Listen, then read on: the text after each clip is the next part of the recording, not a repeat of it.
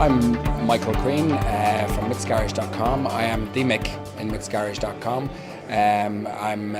We started the business in 2004. We started the business basically as a way to get back into employment, to learn how to set up an e-commerce system.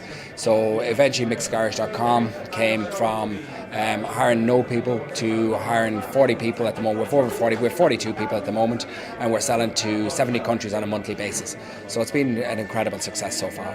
But not an overnight success. Oh, there's no such thing. I mean, we still have a lot of people that believe that MicksGarage.com was an overnight success. An overnight success after 10 years. I mean, it's been a long, hard slog, and none of these things ever come easy, and I don't think they should come easily either. I suppose it's one of the myths that people have sometimes in terms of e-commerce businesses, that you can set them up, just set up a website and off you go, and you can go away on your holidays and everything else. It doesn't happen that way. It's very difficult. It's all about hard work all the way. There's very few silver bullets involved. It simply is about all of the small little things you do on a daily basis that lead to increased sales. Tell me some more of those numbers. I think they're very impressive. For example, how many parts, what kind of business are you doing? We have about, at the moment on our list on our website, we have about 5.2 million parts. And believe it or not, it's only a tiny amount of parts that are actually available out there for cars. I mean, you have different cars. A Peugeot, for example, in France could come with 5 or 6 different sets of brake pads for the exact same model and the exact same year of car. So our business is all about selling data. It's all about the data behind the scenes. I mean, the funny thing is that nobody actually wants to buy car parts. People just want their car running perfectly, right? So it's difficult. You have to get into that sort of psyche. So if we sell to 70 countries on a monthly basis, we have 42 people, and it's going from strength to strength. We'll grow at about 40% year on year, and this year looks fairly spectacular. Tell me a bit about your background, Michael. What did you do before this, and how did you decide to get into it? I mean, I worked in, I did a transport engineer and motor industry management at Bolton Street. So that was it's all about car parts. It was sort of to a little degree about engineering, and it was all about logic. And I was always into engineering and logic and things like that. And then I left that and I went into a car parts distributor, and I worked in a car parts distributor for 2 years in between sort of sales and warehousing and everything else. And it was while I was looking at it, I said, could these things be sold online? Could this be sold online?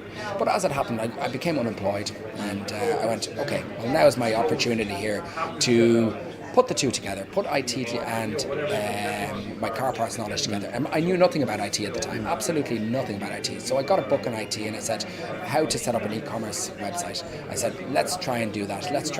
And the idea, as I said, was not to set up a business, it was to get back into employment. So within, 5 months of me starting to set up an e-commerce system, we had our first order in. But the key is here that I loved it. When we started to get involved in it, and simply putting a website up in front of 500,000 users. Now, we didn't have 500,000 users at the time, but putting a website up in front of any users and having them use it and test it felt like a great achievement at the time. And we still have that. We still get that sort of buzz from it. We still get the buzz of people using technology and using what we do and interacting with it. And sometimes it may, the change you make may not be the best change in the world, and you see the bad interaction with it. So it's very, very quickly they'll educate you. The users will educate you in terms of what way your website needs to be able to convert those users.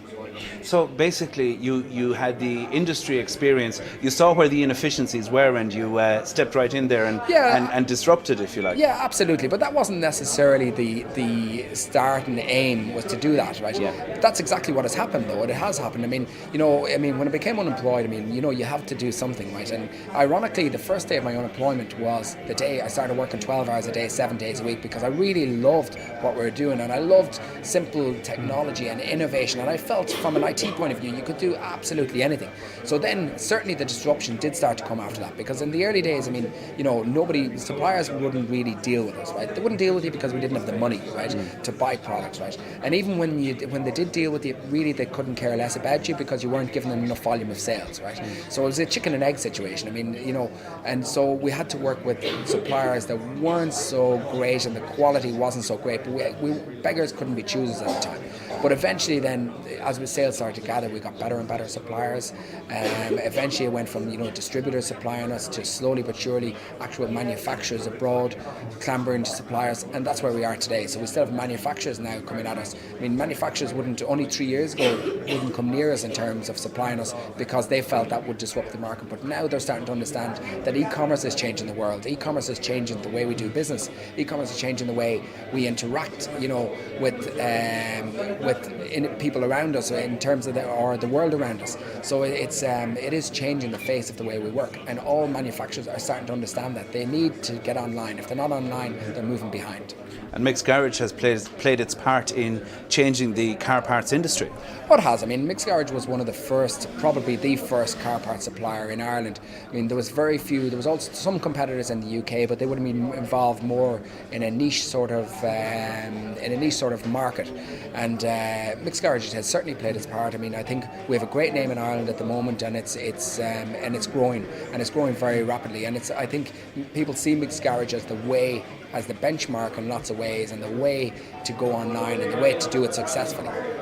What in that case, what advice would you give to someone starting out in e-commerce today, 10 years on from and with the benefit perhaps of your experience? Well, I'll start with the way not to do it. Right? And the way not to do it is where people think at the moment that you can still set up a website and go away on more holidays. And I had a gentleman in that said exactly that to me, because he wanted to set up a website so he could go on more holidays.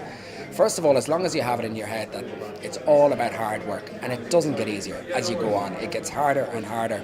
The workload just increases all the time. So as long as you have a love for what you're doing, and it needs to be an absolute love. There's no point in setting up an e-commerce website to try and sell something that you've no love for. You may not have a love for the e-commerce side or the products you're selling or anything else. If you have a love for it and a willingness to work hard, it will succeed.